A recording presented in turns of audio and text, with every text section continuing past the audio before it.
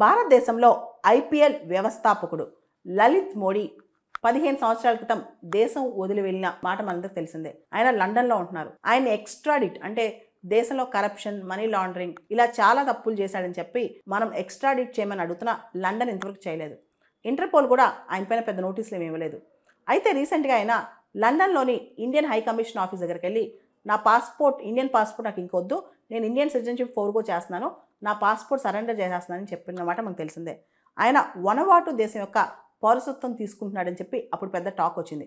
అయితే నిన్న వనవాటు prime minister జోతమ్ నెపాత్ ఈయన లలిత్ మోడీకి మేము సిటిజన్షిప్ ఇవ్వట్లేదు, ఈ దిశగా మా సిటిజన్షిప్ కమిషన్కి నేను ఉత్తరం కూడా రాశాను, అయితే నాకు ఒక విషయం లేట్గా తెలిసిందని వనవాటు ప్రైమ్ మినిస్టర్ చెప్పారు.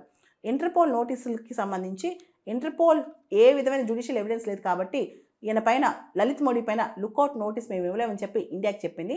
అయినా కానీ వనవాటు సిటిజన్షిప్ అనేది ఒక ప్రివిలేజ్, అది ఒక హక్కు కాదు, కాబట్టి మేము దాన్ని ఇవ్వట్లేదని చెప్పి నేను ఈ దిశగా లెటర్ కూడా రాశానని చెప్పి చెప్పారు. సో లలిత్ మోడీ పైన చాలా ఎలిగేషన్స్ ఉన్నాయి. ఐపీఎల్ మ్యాచ్కి సంబంధించి చాలా ఇర్రెగ్యులారిటీస్ పాల్పడ్డాడని, కరప్షన్ చేశారని, మాఫియా, మనీ లాండరింగ్ ఇలా చాలా ఎలిగేషన్స్ ఉన్నాయన్నమాట. ఆయన భారతదేశాన్ని తిరిగి తీసుకొద్దామని చెప్పి మనం ట్రై చేస్తున్నా ఆయన మాత్రం రావట్లేదు. ఆయన భారతదేశానికి ఎక్స్ట్రాడిట్ చేయమని చెప్పి మనం ప్రయత్నం చేస్తున్నా ఆయన మాత్రం లండన్ తిరిగి ఇవ్వట్లేదు.